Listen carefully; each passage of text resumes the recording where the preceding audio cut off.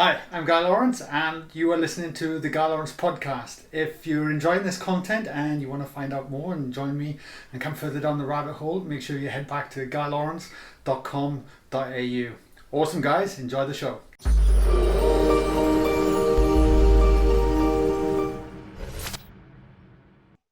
Paul, welcome back to the podcast. Glad to be here. Thank you.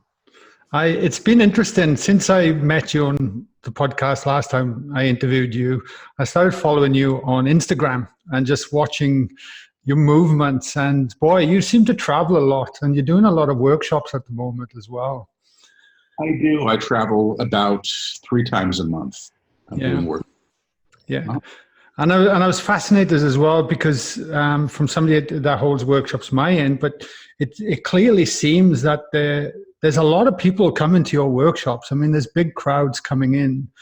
And I was interested to know, how are you finding the reception to this work in general with people out there? Because clearly, for me, it seems to be changing. Yeah. I think it is changing. I don't know what did it, but I used to show up at these things sort of feeling like there was an expectation that I would need to prove myself for the validity of the work. And I don't feel that resistance as much anymore. It's very rare. I mean, when I did this kind of work in my apartment for 13 years, for 18 years, actually, for an audience of 5 to 10 people. I wasn't looking to be known. And when the books started coming and I began doing workshops, people were small and they were checking me out, checking the work out. But now there's a body of work. There's, this is the 7th book that just came. And most people who show up have some familiarity with what I do. They're appraising it perhaps, but they're not there to scoff. I did workshops early on where I would get heckled. Oh, wow. Yeah, because it's a strange thing. And I'm not a graceful channel. I don't look right. I don't do this the way somebody might presuppose it should be done. I don't know if there's a way to look or a way to do this right. But now it's funny because I've done a few events lately with a few hundred people in attendance, many of whom had never worked with energy before or felt anything like this. And they really weren't necessarily all that familiar with what I do. And they're all feeling the energy and having the experience of it. And that's exciting for me. I'm not a very good New Ager, and I never have been. And I'm not very interested in sort of preaching to the converted. My guides will work with everybody and they welcome everybody. But it's especially exciting to work with a group who's having an experience of this and, really for the first time. Yeah. And so the gifts of the heightened exposure that the work seems to have gotten recently. Yeah, it's incredible, mate. And you said something there that to make me think about it is having an embodied experience. Is when people actually have an experience, it really helps support and want to learn this work. Well, it's how I learned it. I was raised sort of an atheist and a bit of a skeptic. And when I first began to feel energy, which is clairsentience, that opened up a whole world for me. And what the guides I work with are able to do, they're able to support other people in having these experiences. And it's pretty much across the board. I remember doing a workshop with about, 200 people in a theater, and everybody felt it because I said, do you feel the energy? And all the hands went up. And to me, that was extraordinary. I mean, that's not me, but it is giving people an experience that they can own in their own way. I'm not interested personally at all in people deferring their authority to me. I don't want that responsibility. But if people having this experience of embodiment and feeling the energy or seeing the energy fields, then that's very exciting to me because then people can leave with their own recognition of what they've just experienced and own that in their own way.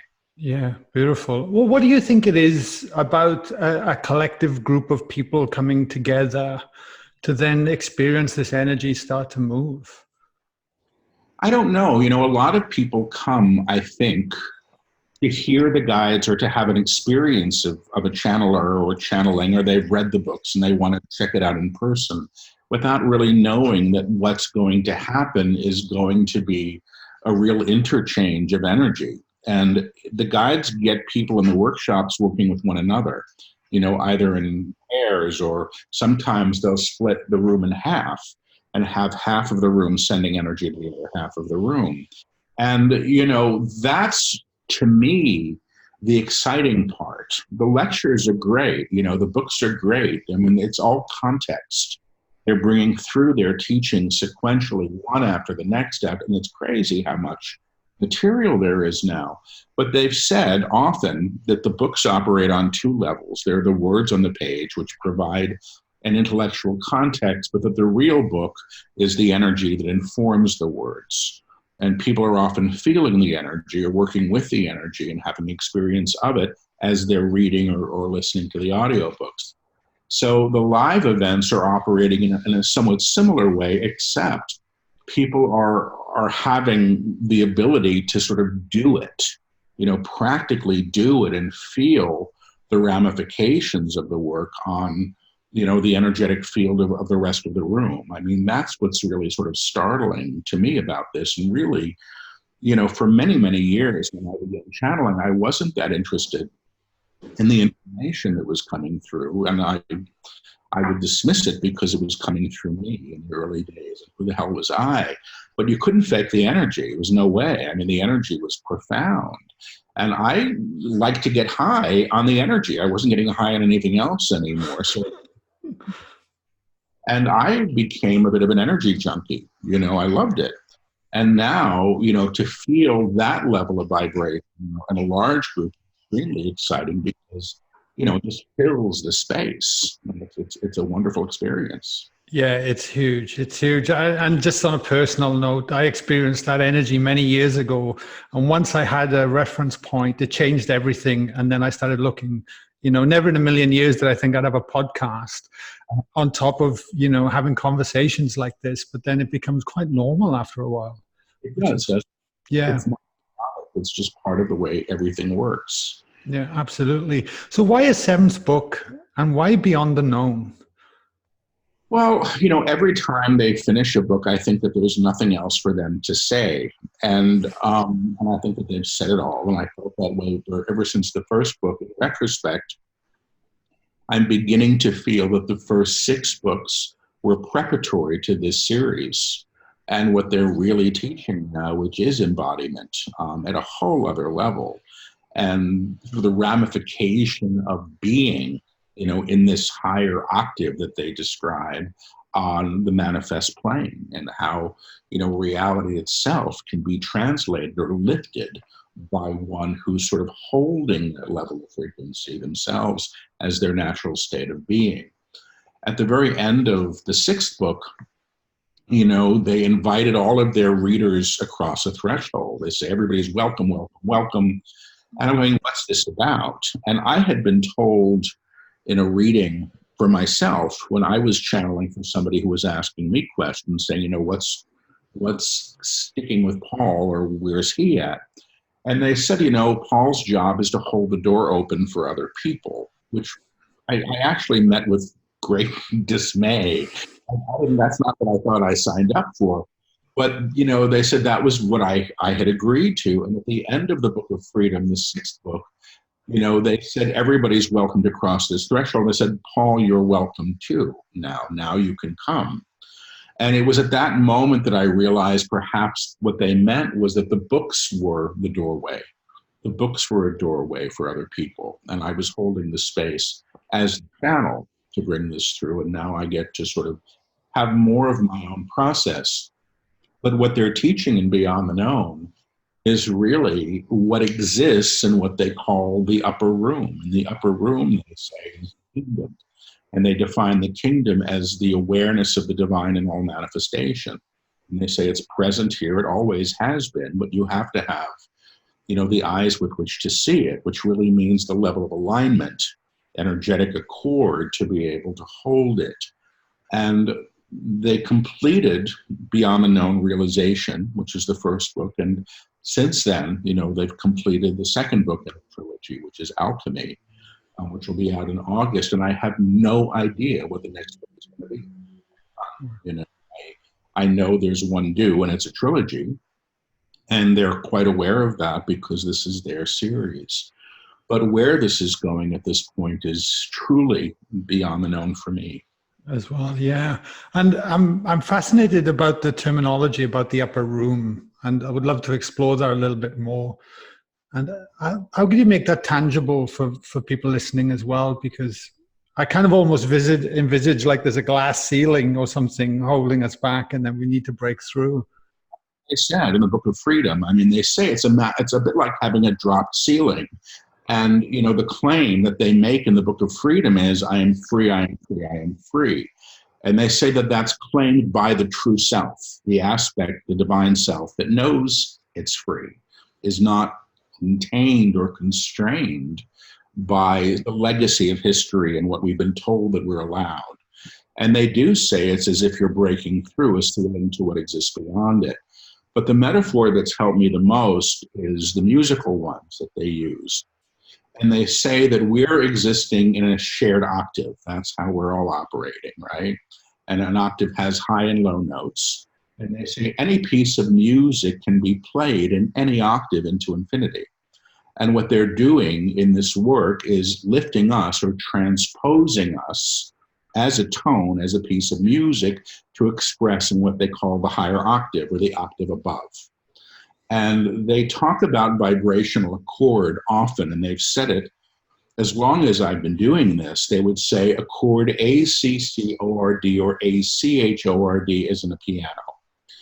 And what they're talking about really is operating at a level of tone or vibration in a higher accord that then calls to you that which expresses in like vibration. And they talk about lifting things to what they call the upper room or the higher octave so that they can be made new or known anew. So all of this stuff seems to come at the cost of the old, or what we believe to be, or we become so entrenched.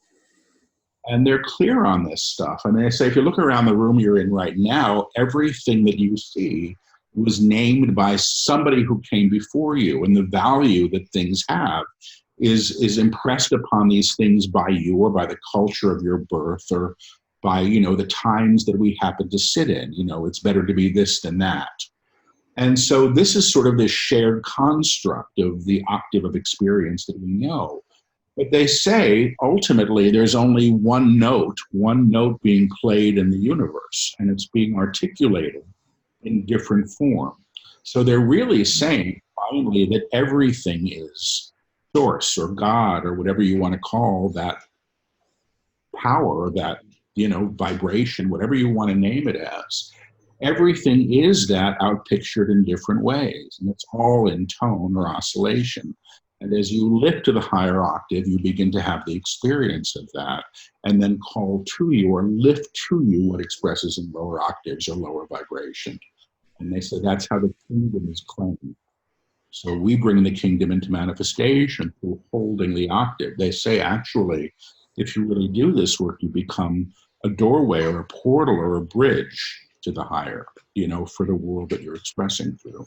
Yeah, got it. That's a great analogy. So then, if we are operating at a certain octave, and that's all we've known, and that's how we've identified ourselves to the world, to our relationships, to our people, to everything that is, then stepping into that next octave, into the, you know, the upper room, is literally then having to let go of all the recognized stuff. And I think that's probably some of the greatest challenges of this work. Well, I can't say that I'm there with it, but I understand some of what they're teaching and the simplicity of it, which is really everything is just an idea, you know? I mean, my understanding of my reality is an idea. I'll give you this example because it's one of theirs that I like. They say, you know, imagine you've got a painting and the paint is one substance and the paint has been given different pigment and then it's been sort of painted on a canvas to resemble different things. You can have, you know, a ship at sea and a storm approaching, and you can have a body washed up in the sand and people partying on another side of the beach. But finally, it's just paint that has been depicted in different ways, and what we're doing is we're imposing a narrative or meaning on what we see. But if you bring it down to its essence, it's just the paint. It's just that. It's one source. So there's a kind of deconstruction that seems to happen with this work. And, I wish and I hope to become more effective at this. I do the work because I channel so much. And when I'm not channeling, the last thing I want to hear is the guy. They've done so much work for me. But, I do have these extraordinary experiences in the groups where you experience everybody as stunningly beautiful, just beautiful, and you're seeing sort of the unique thumbprint that is them, but as part of this universal dance and this expression of what I can only call God, and they're saying everything is that. And, the claim of the upper room, I lift you to the upper room, which is a simple intention, is to claim the inherent divinity that is everything, regardless of what it's been named or called, back to its true essence. And that, in and of itself, will lift it. You understand it? They say this often. You can't make anything holy. It's already holy, but you can deny the divinity in anything and everything and have that experience of it. And that seems to be the situation that happens. You're almost starting to see it from a new level of mind. Yeah, exactly. They call it Christ mind. And their definition of the Christ has always been the aspect of the Creator that can be realized in form. And they say it's a level of consciousness that one aligns to or adheres to. And they've also said, whether this is accurate or not, I've heard it enough times that I have to trust it.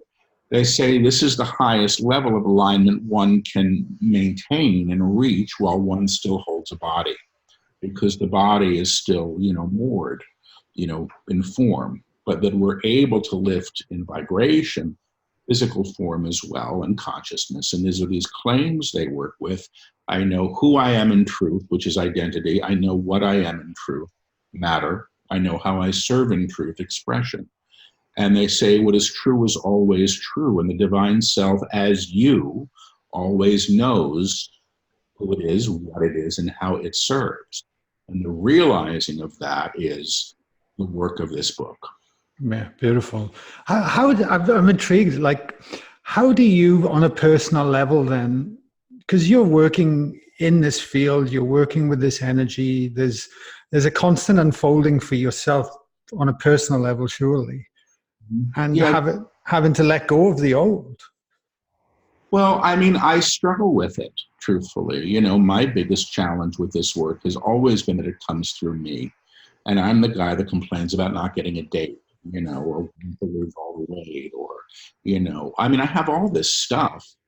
But the difference for me now is becoming that while I experience myself complaining about my stuff, I'm beginning to also experience that the part of me that's complaining isn't really who I am.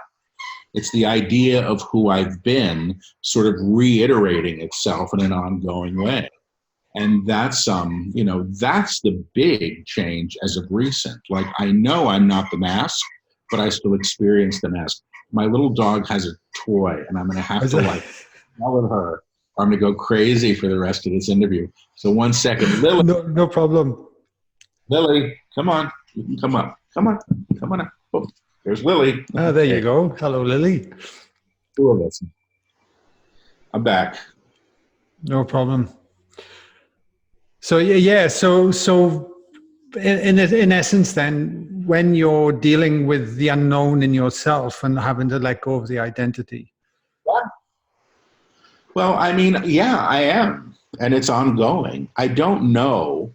I truly don't know that one arrives at a place. I think if we have lessons to learn in a lifetime, we'll learn them, regardless of what level of vibration we're operating at. The big thing about the upper room, from what I understand it, or the higher octave, is that there's no fear there. And you begin to operate in what they call the eternal now, where you're not projecting your expectations in the ways that perhaps we've been taught to or used to doing.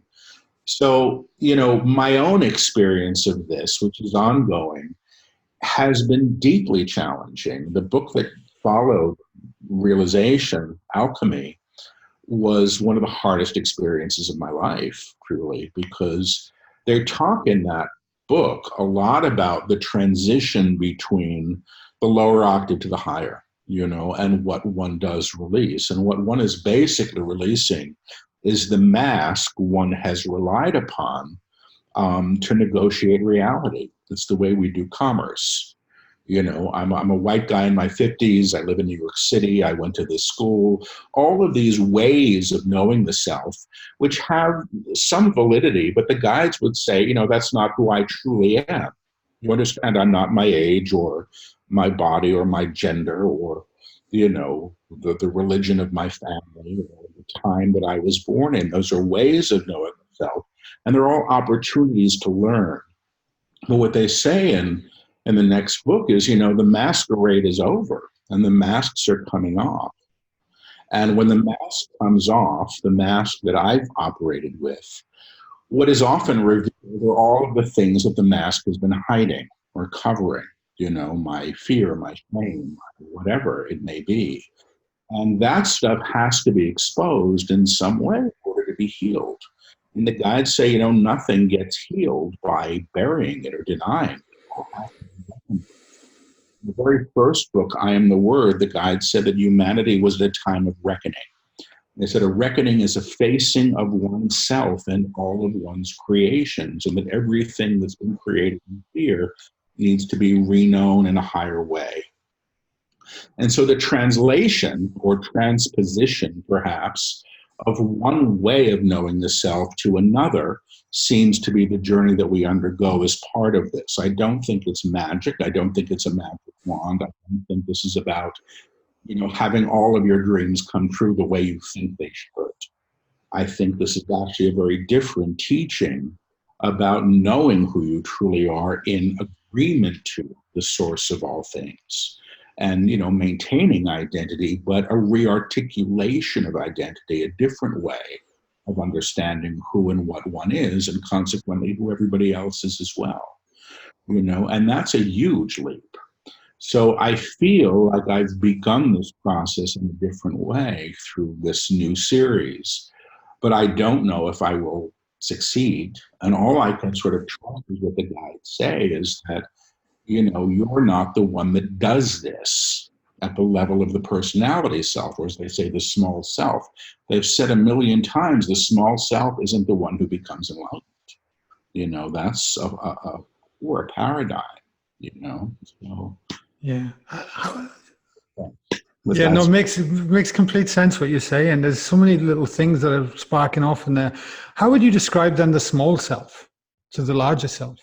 My understanding is the small self is the personality structure.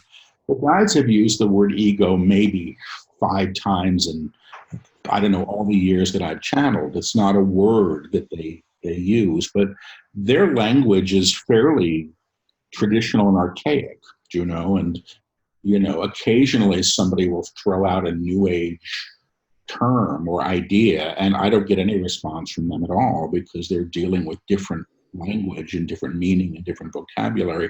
They're not very steeped in pop culture.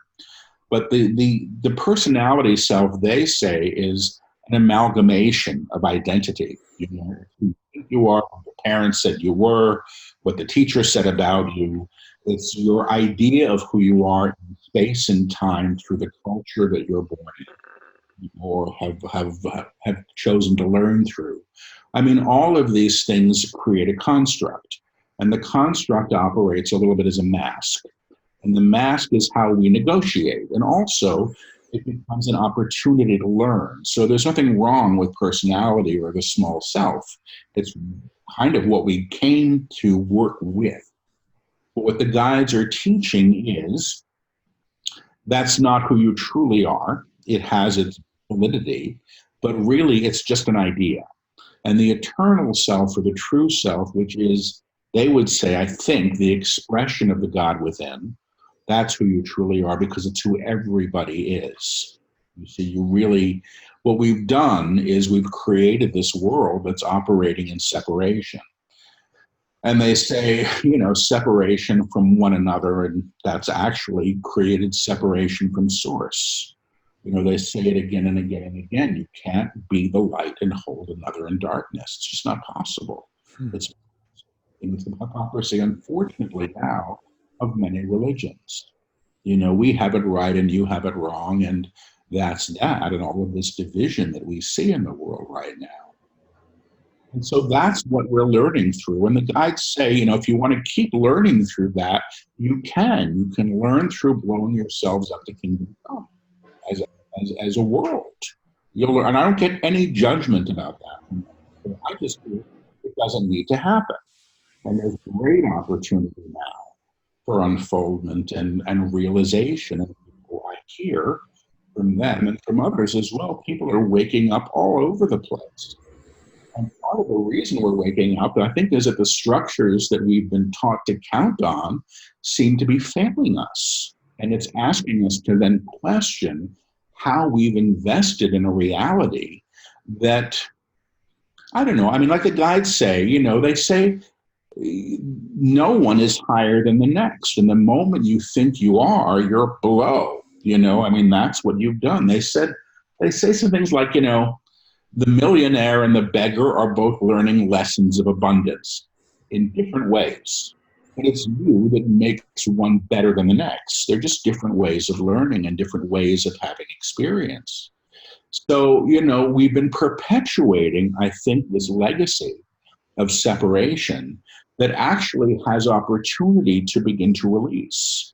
But we can't do that when we're mandating that things be as they have been. And right now, the world seems to be in such change that people seem to be waking up to the possibility that things are not what we were taught that they were. I was raised sort of an atheist. And, there are days I would find comfort in going back to that, truthfully. I just have given proof that there's a little bit more going on, and I'm not a religious man at all, truthfully. There are days I'm not even that spiritual. I show up in my job to be the radio for this work and then do what I can to apply the teachings in the life that I live. So I'll leave it at that. Yeah. The thing is, and I can only speak from my own personal experiences as well, is that when you talk about there's an element of waking up, and it's like coming into the realization of not who we thought we were, and there's so much more to this. But the first thing I found myself adapting to was fear, because I didn't want to know at first, and it kind of perpetuated to a degree. Well, I suppose it's the same for me. When I came into this stuff, any kind of spirituality, it came to me at a time of great darkness. I was 25. I was, a year out of Yale. I was having my professional dreams come true, strangely enough. But I was, a bit of a boozer, and I was getting addicted to drugs, and it was not a good time at all. But I found myself praying for the first time in my life in some hotel room in some weird Midwestern U.S. state.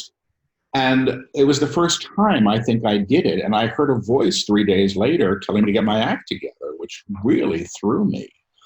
And so I came into this stuff, I suspect, really willing, because I knew that there was something else going on. And I was defying an enormous amount of expectations of who I was supposed to be by going on this journey, and there were many years where I had great doubt, who the hell was I to be, studying energy healing and doing all these things that I was now learning to support the understanding that I've been given.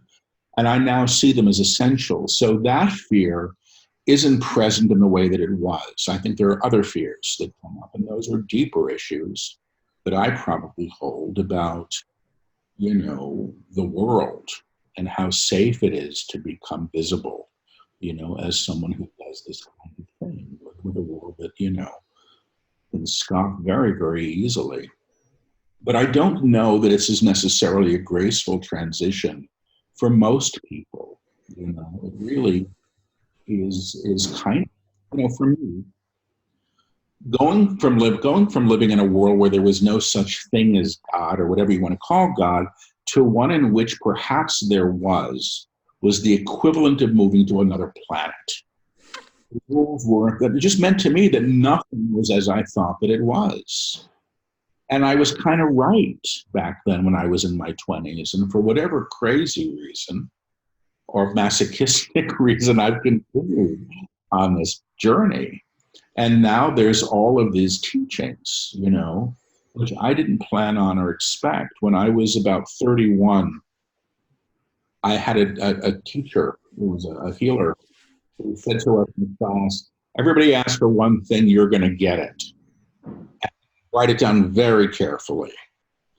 And I wrote it down very carefully. And at that time in my life, I'd had enough experiences that were sort of big to make me know without a doubt that there was more to the world than I'd been taught. And I felt like, well, if this thing is true, I want to go all the way with it.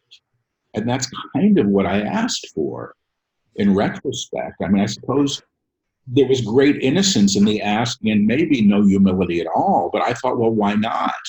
That's what you want. Ask for it.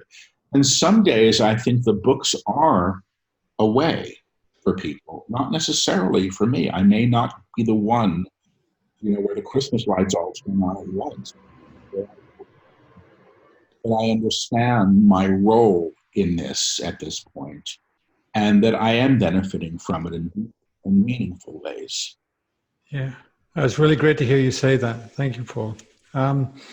Just to tie up the conversation we've had today for the listeners, if they're in a place where they they'll be, put it this way, they'll be curious listening to this, if they're, are there any sort of practices or things that you would suggest to start to lean into this more, to kind of?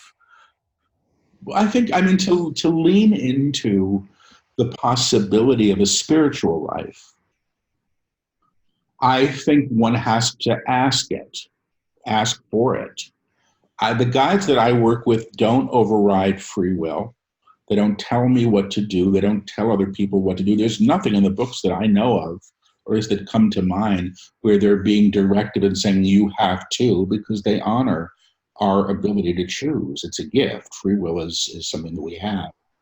But if you want a spiritual life, ask. And then don't be surprised if the shit hits the fan, or if somebody shows up to say, by the way, do you know about fill in the blank? And it might be the right path for somebody. The books that come through me are a way, but I'm not going to ever say that they're the only way. It would be arrogant. They may not be right for certain people at all and never should be. And that's fine, but I do think asking, and I do believe in prayer, and I believe in prayer actually just as being in communication or communion with Source. I think that that's a positive thing. And, if you can do that from your heart and not from your idea of what it's supposed to be, and be sincere in those requests, I do believe, for whatever reason, spirit or whatever is out there, it can be heard. At least that's been my experience. But those were the important things when I started. It was the willingness to believe that there could be something more than I had been taught. And I personally was hungry for that, but I'd grown up in a culture that said only stupid people believed in these things. And I was truthfully about that. It wasn't for me. It was for those people. And I think most of us, maybe all of us, deeply, hold a yearning for some connection with love or the infinite or whatever name, again, you want to give it. And I think that's the call. That's the God within, whatever you want to call that, inviting you to it, to know it. That yearning, I think, is part of us and part of Source Spirit. Yeah, that's beautiful, Paul. I found for myself as well over the years that I was so crippled by my own beliefs of who I was and my identity in the world, and growing up in the valleys of Wales, and this is how it's going to be and should be. And it held me back for so long. But when I started to really listen into what my heart wanted and having, I guess, the faith and the courage to start honoring that without worrying about what people judge me or how they would be and worrying about fitting in with everything and everyone, things started to unravel and started to open up for me. And it's a powerful message. It really is. Yeah. Are we going to see you in Australia at any time soon? Well, we're working on it. You know, I would love to go, and we just have to find, you know, some, I suppose, a little support in getting me there. I mean, I can get myself there. I just don't know where to go once I'm there.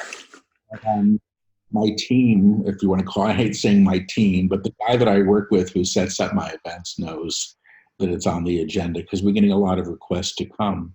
So I hope to be there within the year. Yeah, beautiful, beautiful. I think you'll get a really big, warm response from the Aussies, Paul, with your work. I don't doubt it. I don't doubt it. And just to tie it up, mate, your book Beyond the Known is out at the moment. Where can they get it? I'm assuming it can be all good bookstores. Yeah, all the bookstores. I don't know if there's, I'm assuming there's an Amazon, you know, where you are, but you can get them online as well. My website has links, and my website is just my name. It's, you know, paulselig.com. But the book is available, and it's out in, you know, Kindle and audiobook and paper. Beautiful. I was going to ask if it's on audio as well, which is fantastic. And Paul, look, thank you so much for coming on today and giving me your time. And I have no doubt everyone listening to this will be definitely hungry for more. So I really appreciate your honesty and your open heart, mate. Thank you. Pleasure to speak with you always.